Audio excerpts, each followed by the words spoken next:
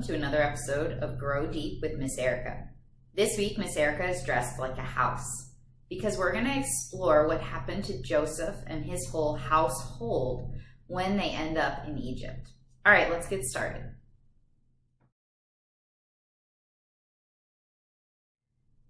This week, when you're in your house with your mom and dad, be sure to read Genesis 50 together.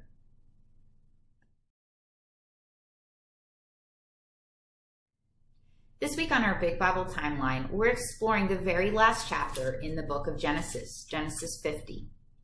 Genesis 50 ends summarizing and wrapping up what God has been doing with this one family. Remember, God is going to rescue and bless all families on the whole earth, even yours, by rescuing and blessing this one family, Abraham's family. Abraham's whole family, his great-grandson Joseph, and all 70 people that are in his family have ended up in Egypt. And that's where the book of Genesis ends, with Joseph and his 70-person family living down in Egypt. Here's Egypt on a map. Remember, the Israelites are going to live in Egypt for the next 400 years.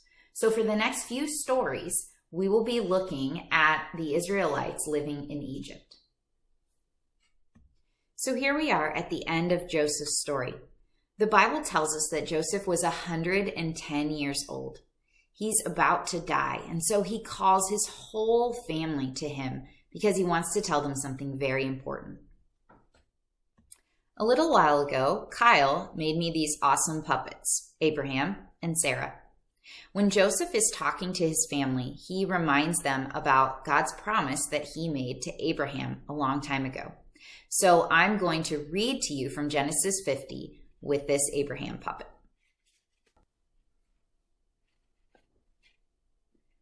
So Joseph remained in Egypt, he and his father's house. Joseph lived 110 years.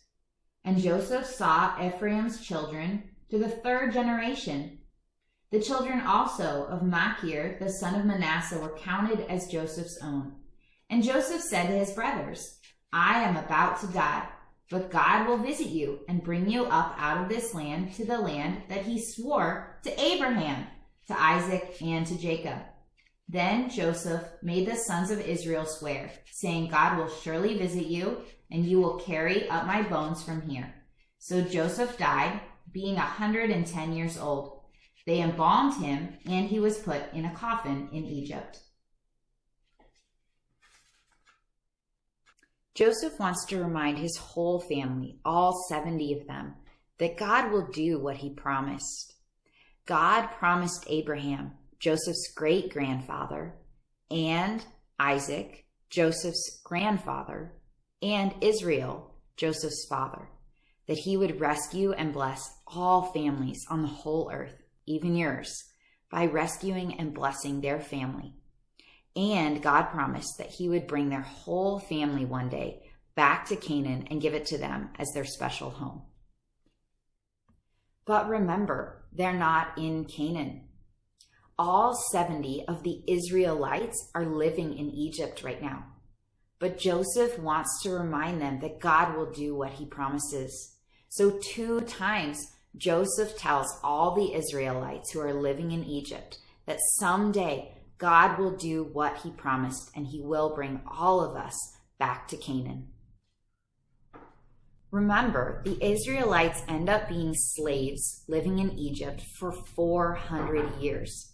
But God is faithful. He does not forget his promise to them. He doesn't abandon them. God is with them the entire time.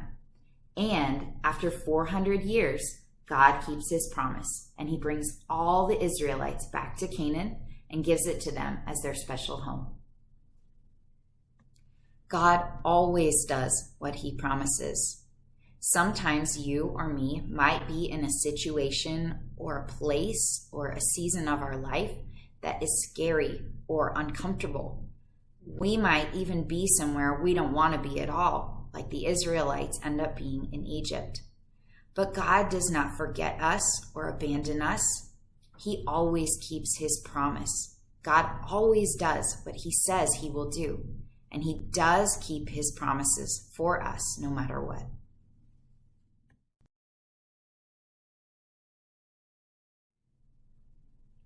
This week, we are going to make some mini gingerbread Christmas tree ornaments. They're not real gingerbread, they just look like gingerbread houses, and you can hang them on your tree.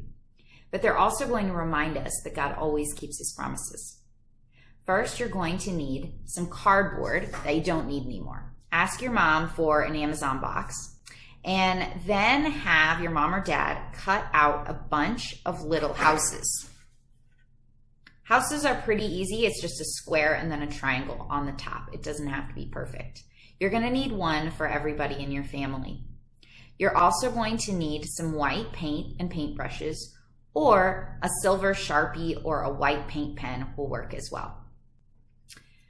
On the back of your little house, you're going to write, God always keeps his promises.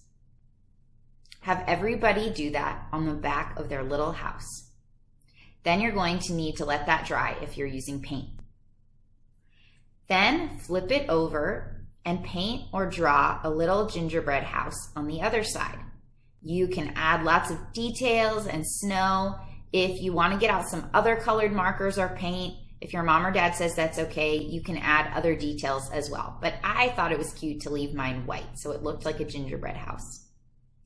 Then ask your mom or dad to help you hole punch a hole in the top. You can use a sharp knife, mom or dad, or a hole punch will work as well. Then grab some ribbon or string and tie that through the hole so that you can hang it on your Christmas tree.